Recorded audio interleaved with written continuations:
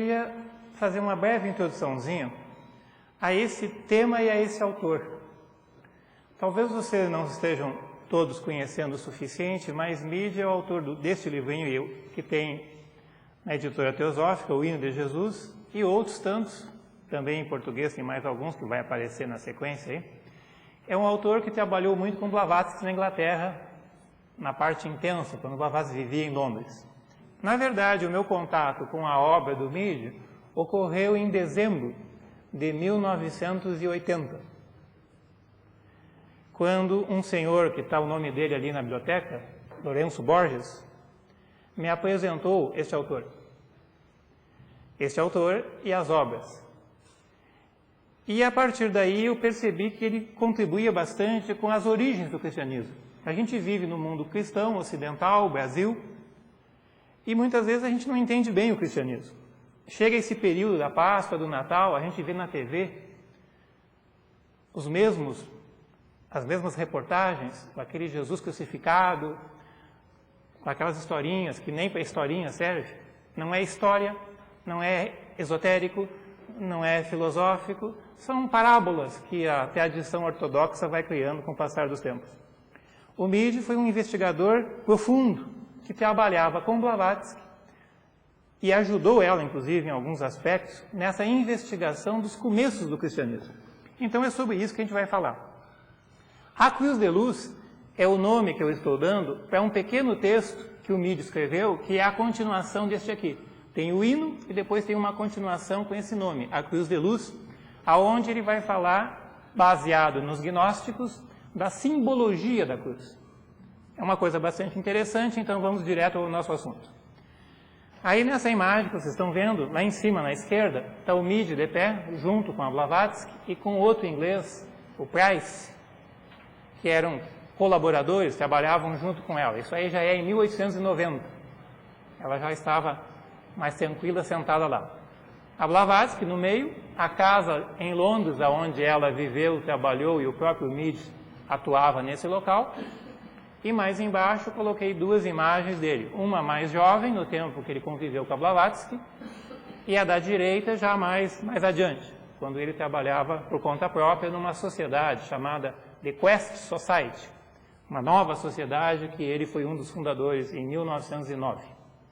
Bom, seguindo, James Price, que é aquele que estava ali na foto junto com ele, lá embaixo, quando o Meade morreu, o Price escreveu: em Londres, ninguém trabalhou mais fervorosamente, enérgica e eficientemente que George Meade.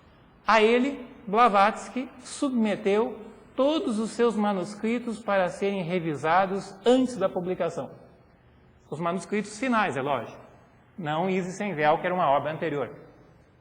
Ele conheceu Blavatsky em 1887. Então, a obra final da Blavatsky. Mais em cima, Stefan Höhler, que é um autor conhecido no Brasil, tem aquele livro interessante, A Gnosis de Jung. O Höhler, que coordena um grupo nos Estados Unidos, comenta ali: o scholar gnóstico Quispel deu-me o relato de que Jung fez uma viagem especial a Londres no período final da vida do Meade para agradecer-lhe por seu trabalho pioneiro de traduzir e comentar os escritos gnósticos e herméticos. Jung e Meade eram amigos, trocaram uma correspondência intensa que até hoje não foi publicada, talvez saia mais adiante. Recentemente começaram a publicar materiais inéditos do Jung. Este ano, em janeiro, saiu o famoso livro vermelho, que era um material reservado do Jung. Então espero que mais adiante a correspondência sobre o gnosticismo que o Meade e o Jung trocaram possa aparecer. O Jung tinha uns 18 livros do Meade, usava, conhecia, naquele trabalho que o Jung também teve sobre o gnosticismo cristão. Então, em função do gnosticismo, do cristianismo, trocaram informações. Então, chegando no autor, porque eu vou falar hoje sobre o autor, Meade, a relação dele com o gnosticismo cristão e, finalmente, a simbologia da cruz, a Cruz de Luz. Então, são 3 momentos em sequência. Então, Meade, em 1887, passou a trabalhar com a Blavatsky, em Londres, naquela casa que já apareceu ali a foto, E em 1889 tornou-se o secretário privado dela. Secretário privado no sentido interno, esotérico. Não só cartas, correspondência, mas também nos assuntos mais reservados. Ele ajudava, participava junto com ela, manuseava todos os materiais, escritos, correspondência privada e tudo mais. Ela confiava bastante nele. Conta um autor que quando Meade chegou pela primeira vez na sala onde Blavatsky estava, aquela casinha que parece, em Londres, quando ele botou o pé na porta, ela saudou ele e disse: "Pode entrar, meu velho amigo." Só que ele tinha 24 anos. E ele foi chamado por ela o resto da vida de velho. O que significa que ela estava falando da alma e não do corpo. O meu velho amigo, portanto, não era só daquele momento. Meade ajudou ela na edição da Doutrina Secreta, da Voz do Silêncio, atuou na loja Blavatsky, que foi criada em homenagem a ela, trabalhou com a Blavatsky na Sociedade Teosófica Europeia, que aqui no Brasil pouco é conhecida, Seção Europeia, da qual Blavatsky era presidente e o Meade o secretário. Também, nos artigos, notas sobre o Evangelho de João e comentários à Cristosofia, que Blavatsky depois publica, ele também ajudou na elaboração. E Blavatsky criou um grupo em 1889, um grupo muito interno, muito privado, bastante profundo, com 10 membros, depois mais 2 no final, 12, aonde ele foi um dos 3 primeiros que ela convidou. Era um grupo reservado, privado, à parte, um grupo de aprofundamento, que trabalhava muito com o gnosticismo e com o budismo tibetano, com o Dharma secreto, vamos chamar assim, a parte mais profunda. No início de maio de 1891, e bem no início, porque Blavatsky morreu no dia 8 de maio, 2, 3 dias antes da morte de Blavatsky, Meade fez um voto na sala deste grupo privado, que tinha uma sala bem reservada. Então, nessa sala, numa reunião reservada, Meade fez um voto com ela e com alguns amigos espirituais da Blavatsky. O voto era o seguinte: uma tentativa de recuperar o gnosticismo cristão, continuando o esforço feito por Blavatsky em Isis Sem Véu. Porque ela tinha começado naquela obra, Isis Sem Véu, tratando das tradições do Ocidente, filosofias, religiões ocidentais. Depois, na Doutrina Secreta, tratou de questões mais orientais. E aquele trabalho que ela fez na obra Isis Sem Véu, de retomar o cristianismo mais profundo, especialmente o cristianismo das origens, isso ficou parado pelo caminho. Ela própria não continuou. Então, o voto do Meade era retomar esse trabalho que ela tinha começado. A retomada da Escola de Jesus. Depois eu vou explicar um pouquinho mais, que são conhecidos então como ofitas. E, ao mesmo tempo, ele também deveria preparar material de estudo para facilitar o renascimento da gnose e do gnosticismo cristão, que, segundo Blavatsky, ocorreria no século XX. Isso era 1890. No caso, agora 91. Então, de algum modo, ela sabia que alguma coisa a mais ocorreria. Então, no século XX, houve descobertas de materiais importantes, especialmente no Egito. Muitos textos do antigo gnosticismo foram descobertos, manuscritos importantes, depois os papiros do Mar Morto em Qumran, na Palestina, mas especialmente no Egito, realmente surgiu um material muito importante, que faltava uma informação de contexto, a parte histórica, quem é aqueles autores, a escola de Jesus, os personagens. Então é isso que o Meade foi fazer, já a partir de 1891, 92, preparar um material que informasse melhor quem são os gnósticos, quem são os principais autores do passado.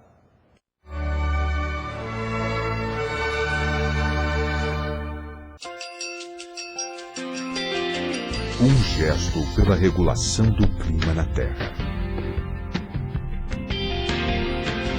Um gesto por amor e respeito ao próximo.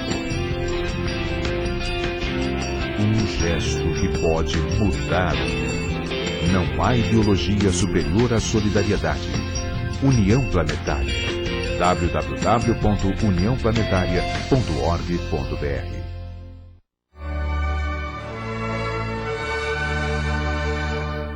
Em 1891, logo depois da morte de Blavatsky, o Meade editou o Glossário Teosófico, que ela estava escrevendo, e não concluiu. Só que ele editou o glossário teosófico original, verdadeiro, que é fino. Em português e espanhol tem uma edição grossa, que foi ampliada, acrescentada no século XX por teósofos, do famoso Tratado dos Gnósticos, Pista e Sofia. Uma tradução feita inicialmente do latim para o inglês. Mais adiante ele refez essa obra, traduzindo do alemão para o inglês, e não do latim. A edição alemã do século XX era mais adequada. Essa é uma obra importantíssima que divulga o pensamento dos gnósticos. E em 1900, uma outra obra também volumosa e importante, Fragmentos de uma Fé Esquecida, que situava a gnoses, os gnósticos e o movimento filosófico gnosticismo. Quem são os personagens, os principais textos e um apanhado de todos os textos importantes que naquele momento existia. No século XX, mais material apareceu, que o MIDI não conhecia. A biblioteca de Nag Hammadi, no Egito, que é fundamental, não existia. Então, do material que existia, ele fez um apanhado, um livro de umas 800 páginas, introduzindo o assunto. A fé esquecida é a gnose e os gnósticos cristãos. Depois, em 1906 a 1909, ele fez uma série de pequenos livros separados que foram reunidos num único volume com o nome de Ecos da Gnosis. São 11 pequenos tratados traduzidos e comentados relacionados aos gnósticos, aonde inclui o hino de Jesus, inclui a crucificação gnóstica que eu vou comentar, e outros textos importantes. Também ele foi o editor de uma revista que em Londres era conhecida, aqui no Brasil nunca ouvi ninguém falar nela, De Vaham, uma revista teosófica onde eles respondiam às dúvidas dos membros. Os membros mandavam questões e a revista respondia, sugeria, bibliografia também. Bom, a partir de 1909 até 1930, o MIDI passou a atuar na Sociedade da Busca e ele criou uma revista chamada Quest, uma revista sobre uma temática filosófica e esotérica ocidental, com muitos colaboradores importantes, gente muito famosa publicava nessa revista, que ele era o editor da revista. Bom, aqui vou fazer referência então a algumas obras que ele escreveu sobre esse assunto. Ele tem outras obras importantes de outros assuntos. Então aí eu estou citando obras mais relacionadas ao cristianismo e ao gnosticismo cristão. Em 1992, Simão o Mago, o grande discípulo de João Batista e também discípulo de Jesus, um famoso pensador antigo. Em 1896, então, a primeira edição de Sofia, Fragmentos de uma Fé Esquecida já foi referida, Hermes Trismegisto, são 3 volumes, com a tradução do Corpus Herméticos e comentários importantes. Ecos da Gnose, essa coleção, que inclui o hino, a crucificação gnóstica, o hino da veste de glória, a gnosis da mente, hinos de Hermes e mais 6 textos, algumas aventuras místicas, que são artigos interessantes, antigas e novas buscas, aonde tem um texto super importante, onde ele define o que é gnosis, o que é e o que não é. A antiga gnosis e o movimento antigo chamado gnosticismo. Esse título, O que é gnosis, alguns anos atrás eu publiquei nesse livro aqui, A Gnosis Viva do Cristianismo Primitivo. Depois, mais ao final da vida do MIDI, ele trabalhou também com o João Batista e publicou o livro O Gnóstico João Batista. Um livro muito interessante, mostrando a relação dos seguidores do João Batista, os mandeanos, com os essênios e depois, mais adiante, com os maniqueus, o maniqueísmo. Então, fazendo a relação essênios, mandeanos, maniqueus. E mostrando que o João Batista, além de pregar no deserto, nas margens do Rio Jordão, ele vivia na comunidade de Qumran e foi o sucessor do mestre da retidão dos essênios. O grupo famoso dos essênios teve um fundador, que é conhecido como o mestre da retidão, e agora, no século XX, foi descoberta então a biblioteca dos essênios, os manuscritos do Mar Morto. Então, esse assunto diz respeito ao João Batista. E o último texto, a dança sagrada no cristianismo. Os gnósticos ofitas são os verdadeiros cristãos primitivos. o núcleo original da escola de Jesus na Galileia. Jesus viveu entre os essênios, depois ele sai dos essênios, volta para a Galileia, sua terra natal, e lá na Galileia ele cria uma pequena escola, restrita, reservada e avançada, que foi conhecida como a Escola de Jesus ou a Escola dos Ofitas. Já explico por que esse nome um pouquinho depois. Essa escola era derivada dos nazarenos, essênios, gnósticos. É uma tradição que vai em sequência. Os nazarenos, os iniciados nazares, e Jesus, um verdadeiro nazareno. Daí depois a Bíblia mexeu e transformou de Nazaré. Era Jesus o Nazareno, que depois ficou então como se fosse de Nazaré. Na verdade nem existia Nazaré no tempo que ele nasceu. Nazaré é uma vila posterior. Os cristãos primitivos separaram-se dos essênios. Então Jesus esteve nos essênios quando volta do Egito. Vocês sabem que dos 12 aos 30 anos a Bíblia não tem nenhuma linha sobre Jesus. Nada sobre ele. Se bem que antes também tem muito pouco. Mas dos 12 aos 30 anos não tem nada. É o tempo que ele esteve fazendo um estudo, uma vivência, um retiro de 18 anos. Em Alexandria e no Alto Egito. Luxor, Tebas e outras regiões, Heliópolis, e especialmente um bom tempo na região de Alexandria, onde foi criada uma filial dos essênios, os terapeutas. Então aí nós temos a relação essênios e terapeutas e esse tempo que Jesus esteve no Egito. No Egito é super conhecido hoje. Se vocês um dia visitarem o Egito, qualquer turista fica sabendo que Jesus esteve, aonde esteve, tem os mapas, tem os desenhos, as cidades que ele andou, a peregrinação que ele fez. É super conhecido esse assunto. Mas depois, então, isso ficou um pouco esquecido e a ortodoxia oficial, as igrejas oficiais, perseguiram os gnósticos, mas Blavatsky fala que a gnose, baseada na ciência secreta, ainda vive e algum dia iria reaparecer.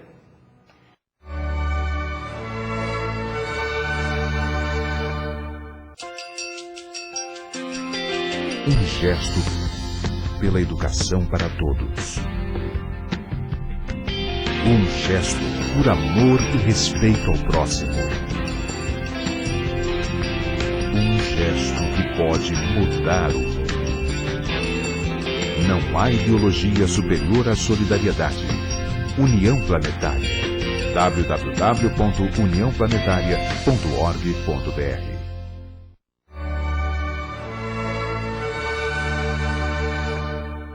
Num outro texto dela, O Caráter Esotérico dos Evangelhos, Meade também leu com muita atenção e deu mais algumas boas informações. Os primitivos ensinamentos de Jesus só puderam ser descobertos nos ensinamentos gnósticos. A nobre filosofia da religião-sabedoria. Religião-sabedoria é um termo que a Blavatsky usava para falar dessa tradição antiga, que vinha dos antigos sábios caldeus, babilônicos e também do Oriente. Os gnósticos são então os inspiradores do cristianismo primitivo. Todo o iniciado na antiga gnose conhecia muito bem o valor de cada palavra da linguagem mistério. Sobre isso eu até recomendo, se alguém quiser aprofundar um pouco, o livro do Hodgson, A Sabedoria Oculta na Bíblia Sagrada, onde ele começa no início falando dessa linguagem simbólica, a linguagem dos mistérios, e que a gente não pode tomar ao pé da letra num livro religioso. Seja a Bíblia, seja o Antigo Testamento, o Novo, qualquer livro, o Alcorão, você tem que saber que é uma linguagem simbólica. Diz ele, esse método de escrever é conhecido como a linguagem sagrada, ou de mistério, que foi inventada pelos sábios da antiguidade com a finalidade de revelar uma sabedoria espiritual profunda, que pode conferir informação e poderes teúrgicos àqueles que a conhecem. Então, o que o Hodgson está falando? Que a gente precisaria saber ler a Bíblia, fazendo uma hermenêutica, uma interpretação, e especialmente levando em conta que quem escreveu o texto não está falando de história, está falando de simbolismo, incluindo a crucificação. Era um simbolismo dos gnósticos que depois foi redigido de uma forma mais oficial, ao pé da letra, e o que era simbólico virou uma suposta história, uma pseudo-história. Há algumas referências importantes que na sequência eu faço aqui para vocês sobre isso. Então, por isso que a gente precisa recuperar o simbolismo, a mística da crucificação, o logo solar crucificado na matéria, no universo, e não apenas um ser humano, mas a energia da vida universal.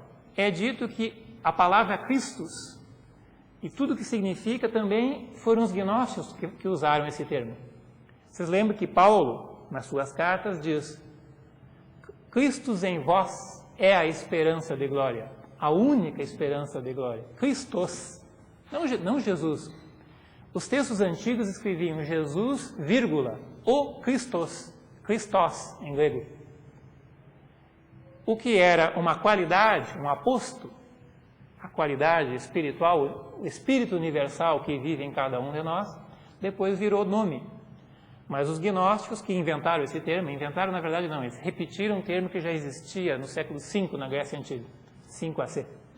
Então, a ideia do Christus, a vida, o espírito que vive no coração do homem, o Atma da Vedanta, dos Upanishads.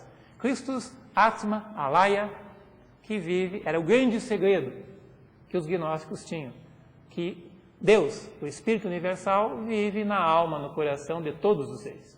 Portanto, todos nós somos filhos de Deus, não apenas um. Então, o Midi dizia, gnose é uma busca, a busca da natureza espiritual.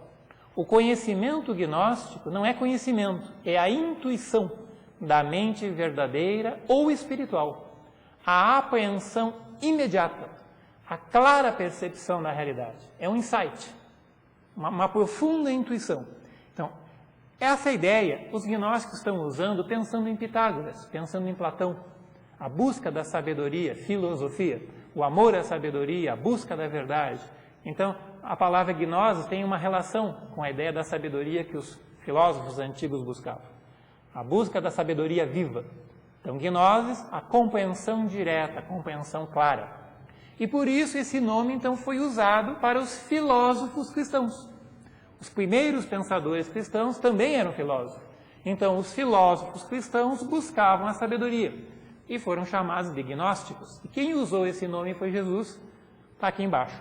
Um hino dos gnósticos, um hino ofita, apresenta Jesus dizendo: aos segredos da sagrada senda darei o nome de gnoses e os transmitirei para eles, para esse grupo que Jesus criou, para a sua escola. Havia o grupo interno e havia o ensinamento de parábolas. A Bíblia sempre diz isso. Jesus falava parábolas, transmitia seu ensinamento por parábolas. Mas aos perfeitos, entre aspas, aos perfeitos vos revelo os mistérios do reino de Deus. Na Bíblia isso não se encontra. Onde estão esses mistérios e quem são os perfeitos? Perfeitos não eram seres perfeitos, era o nome do terceiro nível da escola. Como Pitágoras tinha uma escola com 3 níveis, Jesus também tinha. O terceiro nível da sua escola era chamada os perfeitos. E Paulo repete isso. E esses perfeitos são os gnósticos. Então, os ensinamentos mais profundos, mais internos, só se pode encontrar nos textos originais e antigos do século I AC e I DC e II DC, lá que estará. Então, muitas vezes a gente vê alguns autores falando em cristianismo esotérico, cristianismo primitivo, mas aonde encontra-se isso? Só tem uma maneira, você tem que descobrir os apócrifos. Os evangelhos apócrifos, os evangelhos gnósticos, os textos mais antigos, que agora, no século XX, vieram tudo à tona. Então, Jesus também falou nisso. E no Egito, no Corpus Herméticos, está escrito: procura um guia para levar-te aos portais da gnosis, onde brilha a clara luz. É o caminho que leva ao alto da montanha. Então, gnose é aquela coisa mais profunda, aquela sabedoria mais interna. Aqui eu só resumi nessa página que eu estou mostrando para vocês aí. O gnosticismo é uma tradição filosófica religiosa da Galileia. A gnosis é a busca da sabedoria, a intuição que conduz à direta compreensão da verdade. E aí, juntando informações do Midi e da Blavatsky, eu juntei para chamar a atenção. Então, quem são ofitas? Nome dos primeiros gnósticos da escola de Jesus na Galileia. No Egito, eles são chamados de setianos, a raça de Sete. Setianos e ofitas são os mesmos. Ofis é a serpente gnóstica, só que significa a sabedoria suprema. Por favor, não tem nada a ver com Kundalini. Se vocês encontrarem um livro falando que os gnósticos despertavam a Kundalini, não são dos gnósticos que seguiam Jesus. É uma outra linha, uma outra mão, um outro caminho. Os gnósticos antigos não mexiam em chakras, muito menos em Kundalini. É apenas o símbolo que Moisés usou, o símbolo da sabedoria, o caduceu de Moisés. A sabedoria perfeita, sabedoria suprema. Então, Sofia, a sabedoria das serpentes, a ciência secreta dos Mahatmas. Ou, traduzindo, as serpentes são os grandes sábios, nagas, serpentes, sábios, ou os grandes iniciados. Portanto, a gnose dos sofitas é a gnose secreta transmitida por Jesus aos perfeitos, aos avançados discípulos dele. E o próprio Jesus falou, a gente encontra tanto em Tomé como em Mateus 10, 16, e no Evangelho de Tomé, passagem número 39, a famosa frase: sede sábios como as serpentes e inocentes como as pombas. Inocentes ou pacíficos como são as pombas. Aí vem o símbolo da paz. Pombas, paz. E sede sábios como são os iniciados, os Mahatmas. Sede sábios como são as serpentes. Jesus falou isso para os discípulos, não era para as multidões. Então, para os discípulos buscarem o caminho da senda mais profunda, da senda mais direta. Então, uma frase interessante. Terminando essa introdução, e aí vamos para a Cruz de Luz na sequência seguinte, coloquei alguns textos desses antigos gnósticos. São alguns, tem muitos mais. Os textos dos sofitas. Pisto Sofia foi encontrada no século XVIII no Egito, foi levada para Londres, mas só no século XIX é que foi feita a primeira tradução. E no século XX, 1945, foi encontrada a biblioteca de Nag Hammadi. Nag Hammadi é uma cidade na beira do Nilo, onde encontraram alguns livros antigos. O Apócrifo de João, numa outra versão, Apócrifo de Tiago, Livro de Tomé, Apócrifo de Tomé, veja que são dois livros, o livro e o Apócrifo de Tomé. Evangelho de Filipe, Evangelho dos Egípcios, Apocalipse de Paulo, Diálogos do Salvador, e assim vai. Então tem muitos textos que vieram à tona. E a escola dos sofitas, a escola de Jesus, então nós temos nessa escola alguns dos principais discípulos do Mestre, que viveram com ele, que conviveram com ele, que dialogaram com ele. Entre os principais, segundo as fontes, mas isso que eu não estou inventando, tudo eu tirei da Pisto Sofia, tirei dos tratados, tirei da Blavatsky, tirei do Nietzsche, eu só reuni. Quem são os mais importantes discípulos? Simão o Mago, Tiago, João, Matias, também chamado Mateus, Tomé, Maria Madalena, Salomé, Marta, Maria, a sua mãe, Felipe, Levi e Bartolomeu. Pedro nunca fez parte desse grupo. E diz a igreja na sua Bíblia que é causa de tropeço. É a pedra na qual você tropeçaria. Pedro fez parte do grupo externo, mas nunca fez parte do grupo interno. Então, quando a igreja escolhe Pedro para ser o seu símbolo, tem uma mensagem para a gente. A mensagem que vem das igrejas não é a mensagem que vem da escola interna. Se quisermos a mensagem que vem do grupo interno de Jesus, temos que ler os apócrifos. São esses os principais discípulos de Jesus. Simão o Mago teve um grande discípulo, Menander, que viveu na Antioquia, na Síria. Menander conviveu com Saturnilo e Leucius. Esse Leucius é quem guardou as anotações que eu vou usar agora na sequência. Os Atos de João. Atos de André, Atos de Tomé e Atos de João. É nesse pequeno texto, Atos de João, que aparece o hino que Jesus praticou, é um rito que Jesus fez com seus discípulos, e aparece a simbologia da crucificação.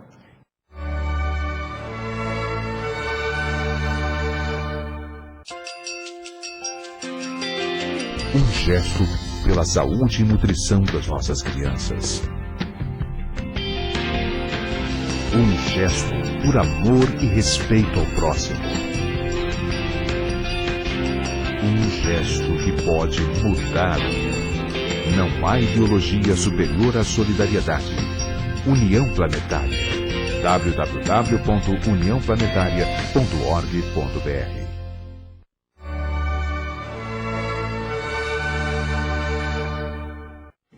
os Atos Gnósticos de João, que é lá da antiguidade, João escreveu, e o Leucis compilou e publicou no século I, de uma invenção que é posterior. Atos de João, aí criaram um livro com o mesmo nome, só que não é gnóstico. Atos de João, que é bem mais comprido. João viajando para Éfeso, João destruindo um templo grego, João fazendo catequese, João convertendo, mas esse João é um João que a teologia inventou. O João, discípulo de Jesus, tinha viajado para o Egito, e do Egito, acompanhando Arimateia, e o grupo dos discípulos de Jesus, viajaram para a Gália. O cristianismo celta, o cristianismo que chegou na Bretanha, tem a ver com não apenas com Santiago indo da França para a Espanha, mas também tem a ver com João, que nunca esteve em Éfeso e foi viver na Gália e na Bretanha, e isso tem amplas informações sobre isso. Os Atos Gnósticos de João têm a parte A e a parte B. Na parte A tem um pequeno hino, que é um rito que Jesus oficia. Tem uma pequena invocação, tem algumas frases que são repetidas e fecha de novo com uma nova invocação. Logo depois é dito então que os discípulos se recolhem, sobem para o Monte das Oliveiras, simbolicamente. Não tem nenhuma montanha na Galileia, só tem montes. Então eles sobem espiritualmente para um nível mais elevado e continua um novo ensinamento, que no caso é João que recebe. Então, primeira parte é o hino, segunda parte, Jesus comenta sobre a questão da crucificação. E chama a atenção que é uma cruz de luz e não uma cruz de madeira. Aparece literalmente no texto isso. É bom chamarmos a atenção que Agostinho, o famoso Agostinho, que não era muito santo, mas é famoso, disse: o hino do Senhor, por ele cantado em segredo aos discípulos. Pois está dito no Evangelho, e após haver cantado um hino, ele subiu a montanha. Este hino não foi incluído no cânone devido àqueles que pensam de acordo consigo mesmo. Esses são os gnósticos. Não foi colocado no cânone porque os gnósticos usavam muito esse texto, o hino. Aí na hora que fizeram o cânone, deixaram de fora. Então veja que Agostinho está confessando que o hino fez parte dos ensinamentos antigos. Mateus fala a mesma coisa, Marcos fala a mesma coisa. Após cantar um hino, eles saíram em direção ao Monte das Oliveiras. Então esse hino é a primeira parte. A cruz de luz é a continuação. Uma cruz que vai do chão da terra até o céu. Uma cruz que é luminosa. Uma cruz que tem a multidão embaixo e lá no alto só os perfeitos. João, na verdade, foi elevado. É um estado meditativo contemplativo e João então tem a visão da cruz. E ouve o ensinamento do seu guru, do seu tutor, do seu mestre. No primeiro momento, João se recolhe, triste com a morte de Jesus, que foi séria, que foi grave, que foi complicada, mas não foi um pouco diferente da versão tradicional. E após ter dançado conosco é o hino. O Senhor se foi, e nós nos afastamos, cada um para o seu lado.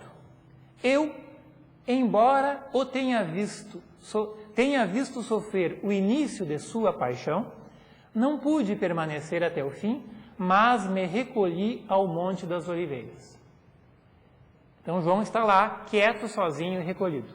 E quando ele foi enforcado ou pendurado na árvore da cruz, na 6ª hora do dia, meio-dia, as trevas cobriram toda a terra. Simbolicamente houve uma escuridão, porque um mestre da luz estava perdendo a sua vida. Porque as forças das trevas estavam destruindo um ser da luz. O velho combate que os essênios falavam, luz e trevas, os filhos da luz, os filhos das trevas, e um tremendo combate que aconteceu. Ele fala que houve uma morte e que depois da morte Jesus foi pendurado na árvore da cruz. Se alguém é pendurado numa árvore, dá um formato semelhante a alguém numa cruz. A árvore tem um tronco, tem galhos. Aí vem o assunto em si. Aí o João continua. Meu Senhor, Jesus, permanecendo no meio da caverna. Caverna é a coisa, é o lugar, o espaço onde a luz se mostra. Então está falando de algo interior. Permanecendo no meio da caverna, preencheu-a toda de luz e disse: João, para a multidão lá embaixo, a Jerusalém terrestre, Eu estou sendo crucificado, aparentemente. Mas para ti agora eu falo. Dá ouvidos ao que eu vou dizer. Fui eu que ordenei à tua mente, ao teu coração, que subistes a esta montanha, para que pudesses ouvir o que um discípulo deve aprender do seu mestre. E assim falando, ele mostrou-me uma cruz de luz, erguida, firmemente, de pé. E em torno dela havia uma vasta multidão, a humanidade terrestre. E na cruz, dentro da cruz, uma outra multidão que não tinha forma.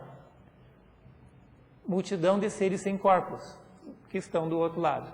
Uma multidão terrestre e uma multidão de seres humanos sem corpos no outro lado. E eu contemplei o próprio Mestre além da cruz, não tendo forma, mas apenas uma espécie de voz que dizia: João, alguém deve ouvir estas coisas.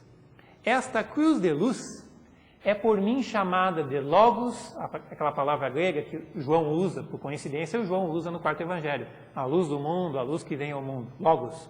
Esta cruz é Logos, é mente, é Christos, é portal, é caminho, sopro, semente, ressurreição, Pai, Espírito, verdade, vida, graça e outras coisas. Estas coisas são assim denominadas no que se refere aos homens. Portanto, Jesus está falando que é um simbolismo. É o símbolo da ressurreição, é um símbolo de luz, é um símbolo de vida, e assim vai. E a própria crucificação do Logos que se manifesta no universo. Esta cruz tem sido o meio de cruz iluminar todas as coisas, pelo Logos. Mas essa não é uma cruz de madeira. Esse textinho aqui é do ano 40 e poucos do século I, supostamente original. Mas esta não é uma cruz de madeira. A multidão em torno da cruz é a natureza inferior. Quando a natureza superior for elevada, então tu aqui no caso é o João, te transformarás nela, natureza superior, e não mais serás o que és agora, mas estará acima deles a multidão. Como eu, Jesus, estou agora. Ele está dizendo que o João tinha que seguir o mesmo caminho e fazer o seu avanço na senda. Não te prende aos muitos e dá pouca atenção àqueles que estão desprovidos do mistério. Mistério é o ensinamento interno, a simbologia profunda, o ensinamento que a escola recebia. Os muitos, os que estão do lado de fora, os profanos. Não te prende a eles. Aquela paixão que mostrei a ti e aos outros dançando, o pequeno rito chamado hino, quero que seja proclamado como um mistério, ou proclamado um mistério, um ensinamento reservado. Por isso, não era tão divulgado na antiguidade. O que sou, isto somente eu sei, e ninguém mais. Compreende em mim o tormento de um Logos. O Logos que vem a vida universal que se manifesta na matéria. E tendo dito tais coisas a mim, foi elevado. Se recolheu, se retirou.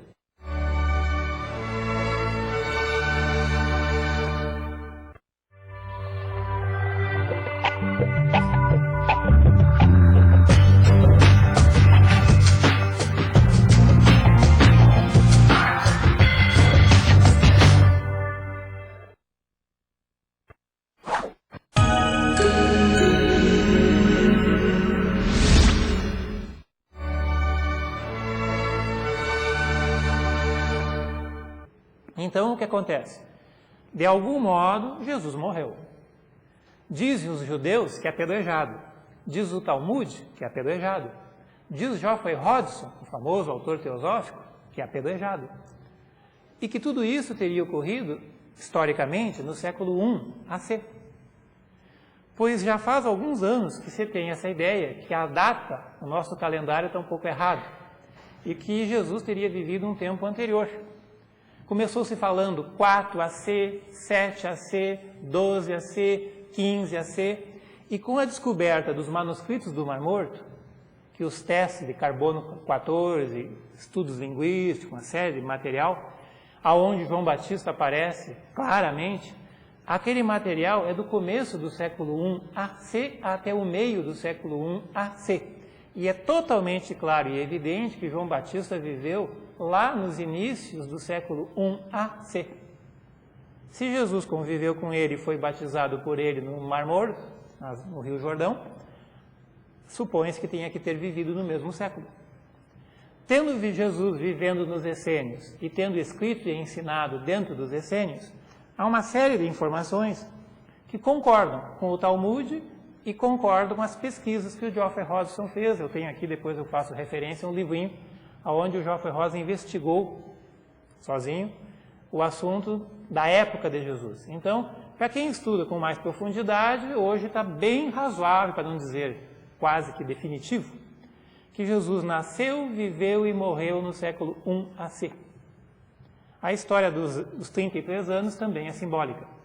Irineu, o famoso Irineu da Igreja Romana, perseguidor dos gnósticos, numa briga que ele teve com um cristão, uma briga teológica contra um gnóstico, Irineu ficou brabo e numa carta disse assim: você não sabe nada, você nem sabe que Jesus viveu 45 anos. Talvez ele soubesse, porque eles tinham os materiais que estavam guardados e recolhidos. Ele afirma isso e está reproduzido em alguns textos. Então tem algumas coisas, além de Marrakech, que os cristãos ainda não estudaram direito, e a sociedade teosófica, que teoricamente deveria estudar as religiões e as filosofias do planeta, poderia, já que estamos no Brasil e no mundo ocidental, aprofundar um pouco isso. Conhecer um pouco mais a tradição cristã, os ensinamentos, a filosofia de Jesus, a escola e as outras religiões, com certeza, do Oriente, hinduísmo, islamismo e tudo mais. Mas há um universo disponível para a gente conhecer que somente esses textos mais antigos vão nos ajudar. O Evangelho de Filipe se refere que Jesus também foi enforcado na árvore que o pai dele havia plantado. Aqui uma simbologia também. O Apocalipse sem título diz que a fonte da cruz é o Logos, que nenhum homem ou homem algum pode compreender. O Evangelho dos Egípcios, descoberto no Egito, agora no século XX, diz: o Logos é simbolizado por um tronco reto. A peça cruzada é considerada como representando a natureza humana. A luz que vem do alto e na horizontal o homem, a natureza humana. E naquele famoso desenho do Leonardo da Vinci, o homem de pé com os braços abertos, formando uma cruz. E os antigos Rosa-Cruzes alquimistas do século XVI e XVII, quando faziam o seu símbolo, colocavam uma cruz e a rosa no centro da cruz.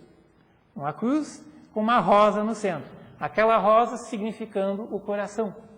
E dentro da rosa um diamante. Se a gente pegar no budismo, Avalokiteshvara segura um diamante na frente do coração e ele irradia luz.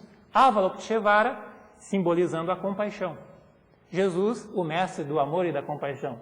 Então a gente vê que tem certos símbolos que são repetidos. E a ideia então da luz universal que vem ao mundo e se manifesta no centro.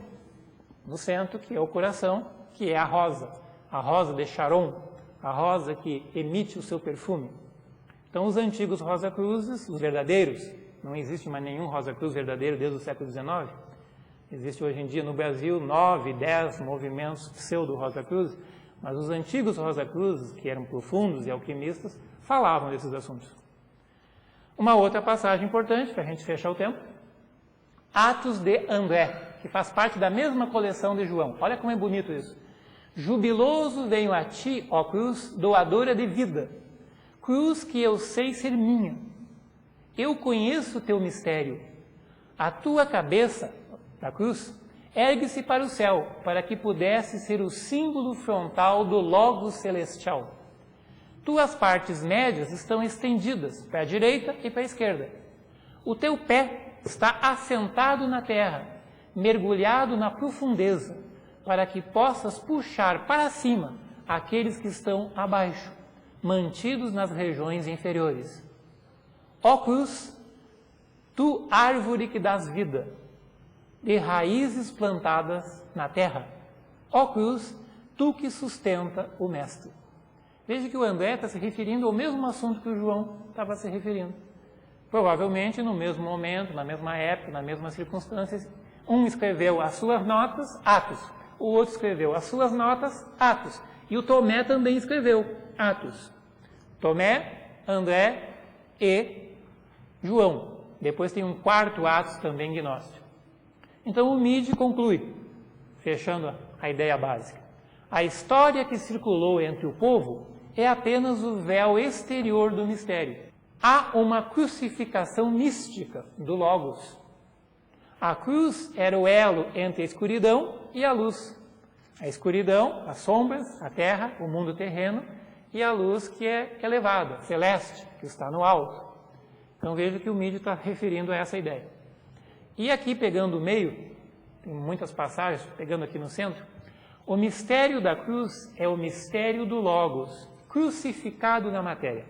É bom lembrar que a palavra Logos, dos filósofos gregos, Heráclito, é o Espírito universal, a luz divina.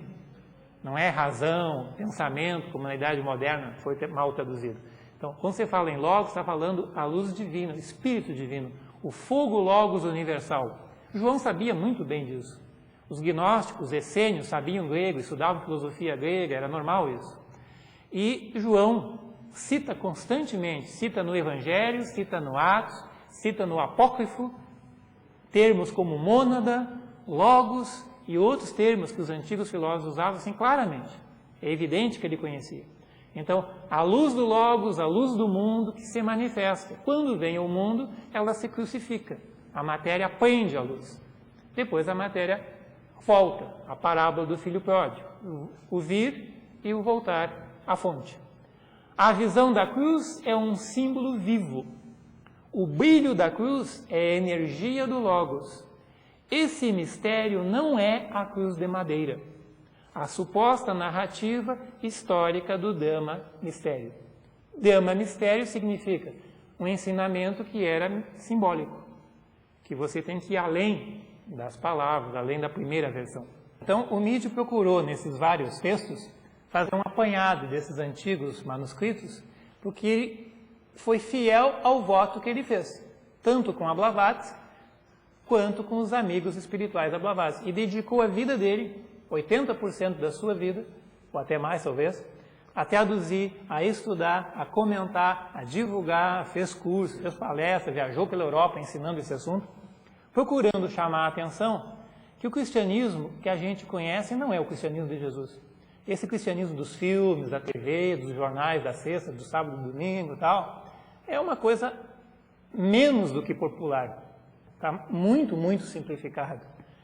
É preciso uma leitura, é preciso ler o Hodgson, é preciso reler a Bíblia, fazer uma leitura atenta de João, perceber essas palavras simbólicas, essas alegorias, essas parábolas, mas não é suficiente. Ler as parábolas e tentar interpretar a simbologia é apenas o primeiro passo. Depois você tem que passar para os evangelhos gnósticos, para os apócrifos, para a Pistis Sophia, para o Bruxi Codex, para esses textos dos Zofitas, porque é neles que a gente vai encontrar diálogos entre o mestre e os discípulos, diálogos dentro da escola, diálogos reservados, aonde Jesus não estava preocupado com simplificações, aonde ele procura aprofundar o assunto. E aí há um mergulho no hermetismo, na filosofia antiga, na filosofia grega ao mesmo tempo. Porque os gnósticos são herdeiros dos nazarenos, dos essênios, dos antigos filósofos, dos caldeus e de todos aqueles do passado. Então, isso que o Midi tentou realçar para a gente. Obrigado.